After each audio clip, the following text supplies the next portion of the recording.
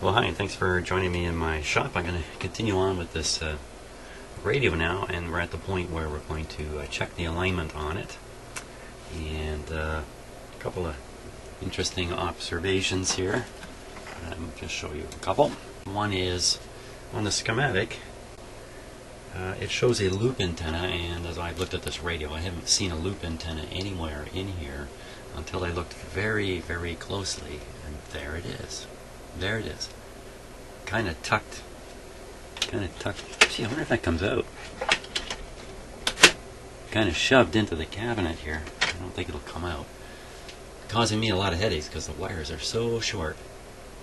I can hardly position the cabinet and the radio. But nevertheless, I've got it here now. So now I know there's an antenna on it properly. I was quite concerned about that. And maybe something else to take a look at. It's going to be all the fun I've had with this radio and its chassis and voltages and other stuff. We'll just take a look at how the speaker is shown. See, look at that. 2 connections to the chassis. So in this case, they're using the chassis to make that final connection. Well, why they would choose to do this exactly, I'm not sure. That's not something I see with any regularity, and you know, perhaps that was even implicated in the hummy sound that I got when I put the ground on. So hopefully you've been watching the whole series of videos, or what I'm saying isn't going to make too much sense. So let's just say I've had my fun with this radio. So I've got a meter here to measure the output. Let's hook it up to the speaker. That's why I was drawing attention to how the speaker's connected. And let me just show you something else a little close. This is all kind of a little bit unusual. It's not quite the normal stuff that if anything is normal, actually. So there's the back of the speaker. There's the voice coil connections, and one is made and the other one is just open. And that's the one that must be connected to the chassis. Somewhere internally here, there's nothing to see.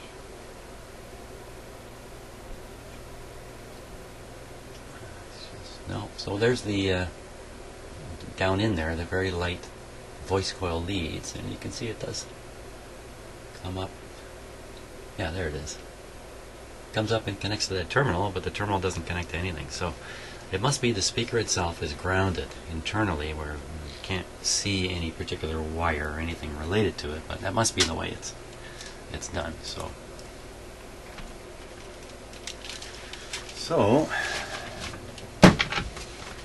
I think I can just connect my meter just across the voice coil connections here. But I'm not going to do that right now. We'll one step at a time. First I'm going to want to energize this radio, and I've got it plugged in, not the way it was in the earlier videos, but I've got my isolation transformer plugged in, so this radio is now isolated from the power system, grounding system. I hate to use the word ground because it just leads to some confusions about things, but well, that's the fact of it. So now, with this no longer referenced to power ground in any way, because it's on an isolation transformer, I could go ahead and hook up my ground lead if I wanted to it. No current is going to flow in this ground connection because there's nowhere for it to go. There's no complete circuit anymore. So you won't get any current flow, won't get any of those bad effects that I got before, including the shock off of this. Now we're going to prove a little bit of this out right off the bat. So here's the plug. Okay, I'm going to plug it in. Just like anybody, I have no idea which way it's going because the plug is not polarized. It's pretty much exactly what somebody would do in their home, just plug it in the wall.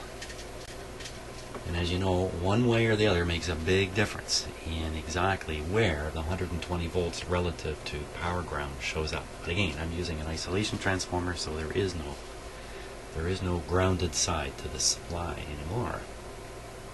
And I'm just looking things over to make sure they're safe. It all looks fine.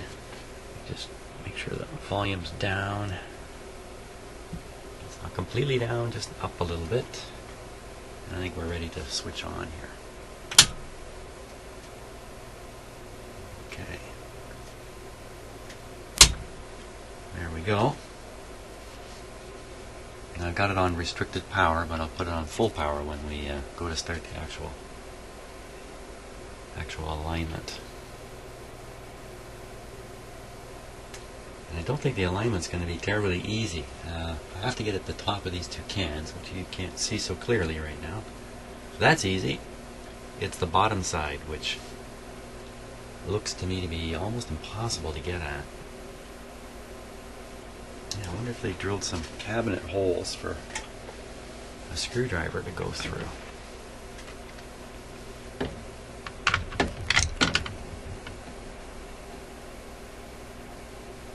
Well, that's pretty interesting what's over there. Let me show you what pretty interesting. Just get my close-up camera going here. The radio's now operating. It's just very quiet. I haven't turned it up high enough yet for you to hear it. So, okay. So what I'm curious about is how do I get to the other end, the other coils here, inside these cans. Coming around. Look. Now there's some things you can pop off there. And I think that would give you access to the other end of the coils. It's just from here. Well, let's take a look. Is there a whole pile of stuff in the way? A little awkward looking in my mirror here, but oh boy. Yeah. Well, I certainly wouldn't stick a metal screwdriver through there, but you know what? To have a long enough. I don't have anything that long either. Well, that's what it's for. Probably normally only uncapped in the factory and then capped. It's probably never been aligned. So let's see. The alignment could be just fine. So let's see if we can judge it, because I'm pretty sure the radio's working. Not so badly. Let's turn it up here. Oh. First of all, I'm not wearing my watch today. And just, if I hadn't showed you this, my Microsoft camera is all taped up now because this is grounded. This has a metal shell that's grounded. Just trying to take all the steps I can to improve my safety here. The main step, by the way, is I myself am never grounded in this shop. That's the main thing that keeps me safe. So let's see now. Right. I get myself a little bit focused. I guess I haven't drank enough coffee again this morning. Okay, so we want to poke around with this meter a little bit and just verify that there's no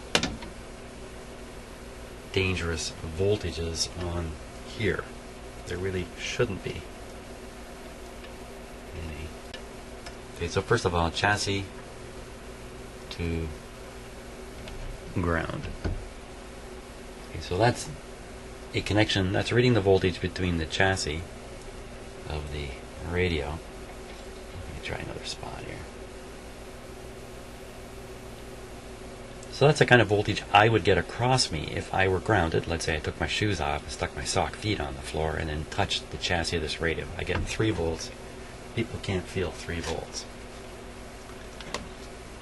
So that's pretty good. Let's rotate the power plug in the outlet, see if we get something different. Okay, so I rotated the power plug in the outlet. Now let's see. It's an exciting moment here. Chassis to ground. Just about the same voltage, which is kind of what I would expect. Oop. So, now what about that voltage that I came into contact with, which was between the chassis and the capacitor?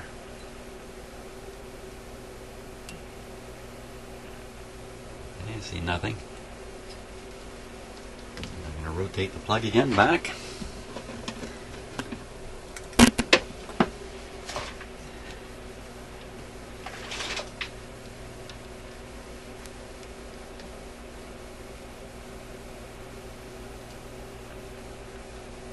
And we still see nothing. Okay, so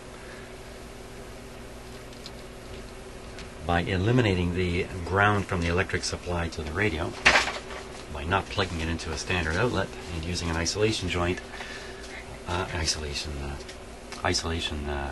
transformer, isolation joint, isn't that interesting? That's a kind of splice that I was involved in years and years ago in a power company I worked in. So anyway, using an isolation transformer, I have eliminated the shock hazard that was there before. There still are lots of shock hazards in this radio. Just means to ground is no longer an issue. To earth, it's no longer really an issue. So yeah, I could take off my shoes now and walk around in my sock feet. No. I'm not about to do that. Don't mind experimenting with equipment and stuff like that. Not so happy about experimenting with myself. Although I have to tell you, after getting a lift off this radio, it sharpened my mind quite a bit. So I have a lot better understanding now about how a chassis can be connected into a radio and some of the effects that might occur in the use of a common -B bus and all this kind of stuff. So all that aside, I can touch this radio without any concern here. Always have concern. Okay, now we're going to tune this guy. Let's see what we can get.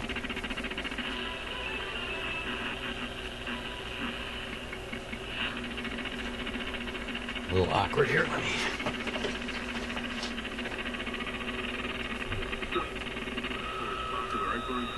So as radios go, this one's working really quite well.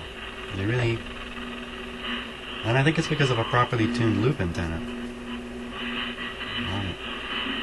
Still picks up noise and funny stuff, but a lot of radios in my shop, that's all they pick up, noise and funny stuff. This one is definitely picking up radio here.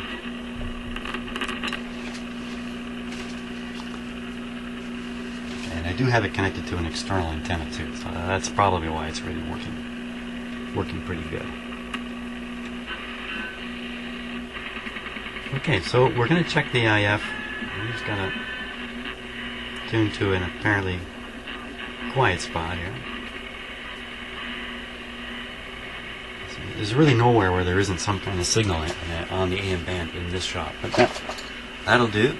So I'll put on my signal generator. We'll set it up for 455 kilohertz. The alignment instructions, recommends connection to grids in tubes when doing this test, but I'm not going to do that. I think what I'll do is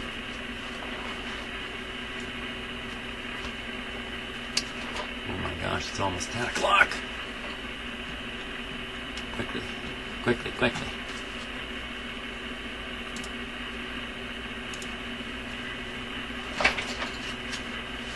Okay, so you should be able to see, 1 second here.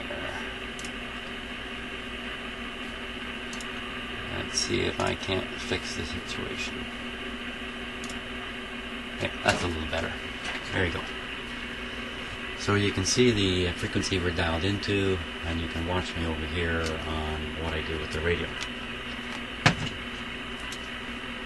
So let's take it down to 455.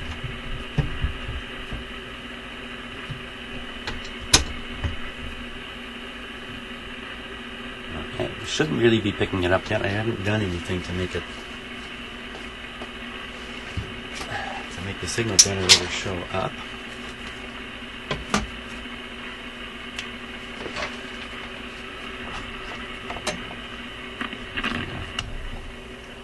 Disconnect the external antenna. We don't really want an external signal while we're doing this.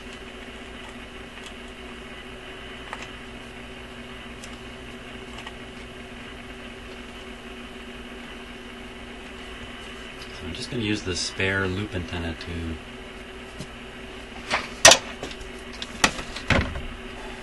provide a signal to the antenna of the radio.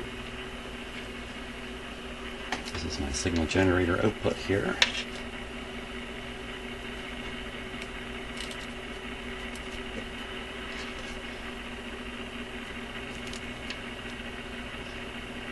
Okay, so we got hanging there. Let's see now if we can pick up 455.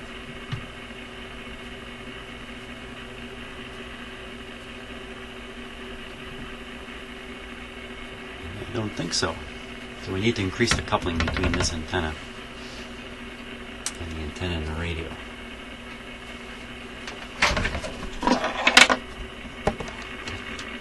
Just try to get them closer together here.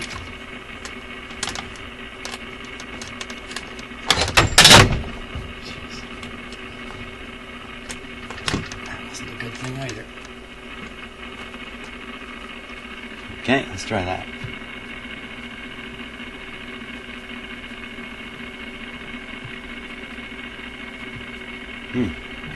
Still get nothing.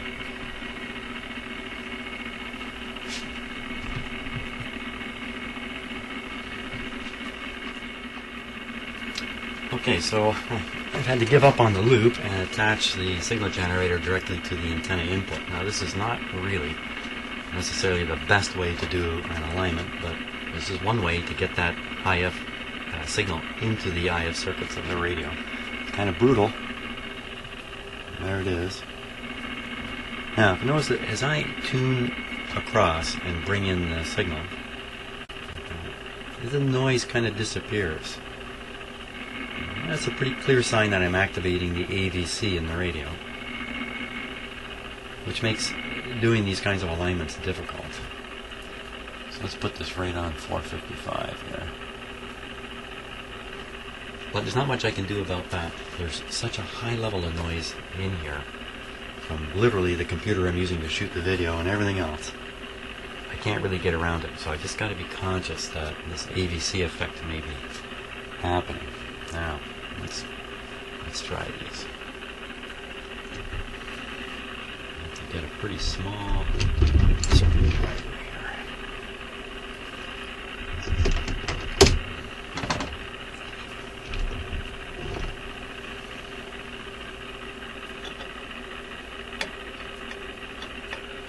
Gee, practically need a knife edge to get into that.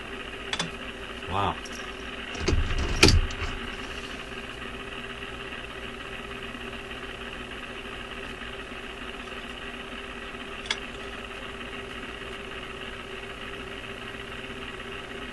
This screwdriver's ruined. It's all bent and twisted. Uh-oh. Let's try my all-time favorite screwdriver here. It's really surprising.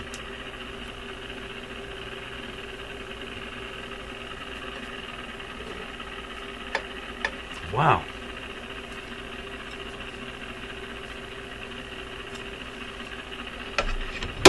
End up going through my whole supply of screwdrivers to find one that's fine enough to go in there.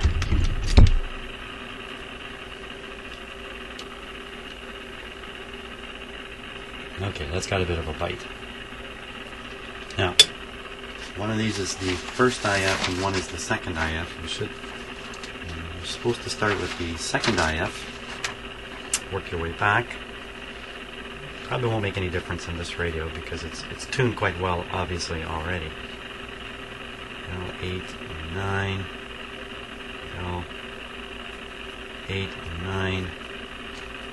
And it's this one. I'm just going to try the top here and watch.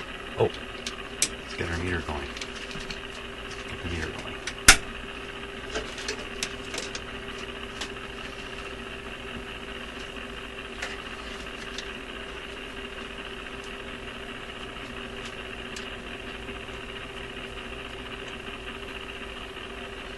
Okay, just clipping this onto the voice coil of the speaker.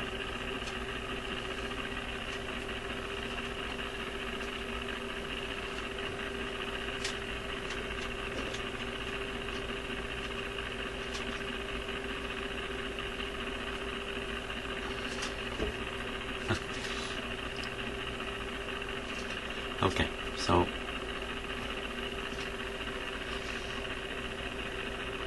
there's just a tiny little reading there. Let's turn the volume up and see if it reacts. Oh, okay, so that's definitely the signal. A lot of it is noise, though.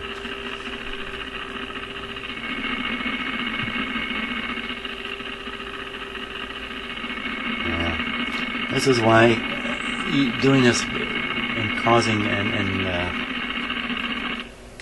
the AVC to activate in the radio makes alignment really difficult, because you can see actually as I tune in the signal on the meter here, it actually ends up at a lower spot than when I tune off and just let the noise come through. So, but I think if we're just conscious of all this stuff, we can still get away with doing this.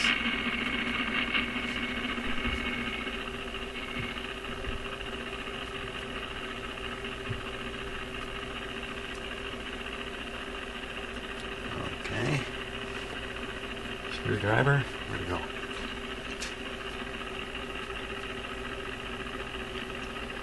Let's see. Okay, right. Watching the meter, as low as it is, I can see it.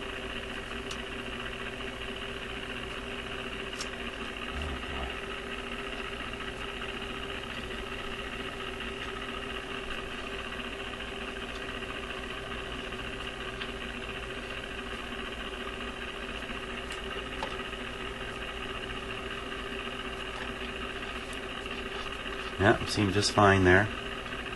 It's hard to see, but the meter did actually roll off or fall off. Let's try the other coil now. Watching the meter.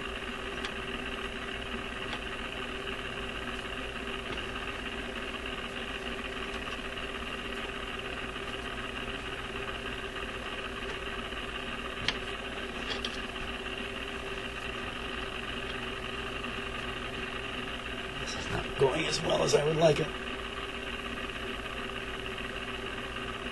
We got a little bit of a peak there.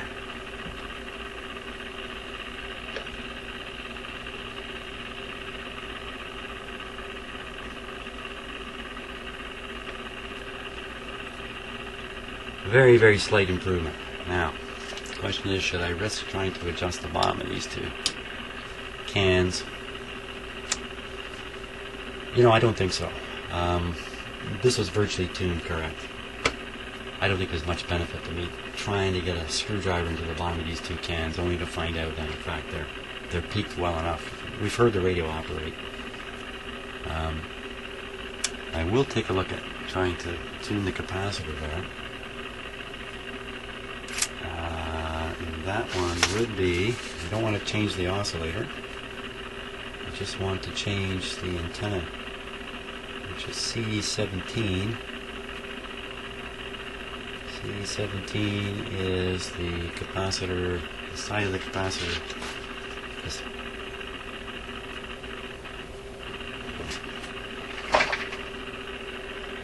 So, a little awkward again. Oh my gosh, the screw is really blocked here.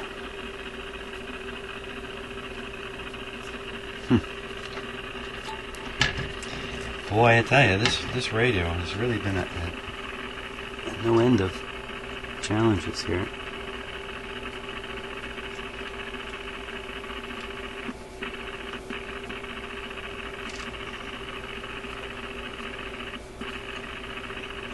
Nah, that's not going to work.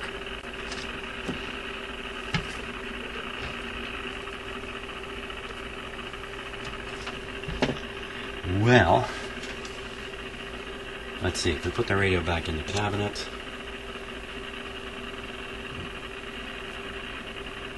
kind of awkward. You might still be able to get at the capacitor here for tuning, but again, the radio is working fairly well. Maybe I should leave well enough alone. The main thing is we replaced the string on this radio. That's what was really its big problem. So why don't we fit it back in the cabinet and see if we can still do a little bit of tuning on the antenna capacitor and get on with trying to make it work as a record player. Good idea. Yeah, so there's the radio mounted back into the cabinet, and great job done by me. Now I got to take it all back out because I forgot to put the pointer on the string. Okay, so got the pointer here. Now, you can put it on the string anywhere along here. I have the capacitor turned all the way to one end, to this end, but exactly where this goes, a little bit impossible to tell. Now, let's get it on the string. The string has lots of good tension in it.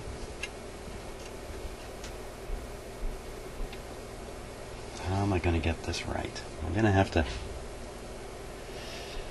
Wow, I'm going to have to tune the radio to a known station, throw it in, look at it where it is on the dial, take it out, move it, throw it in, move it, throw it in, that kind of thing, until I get that pointer in the right spot.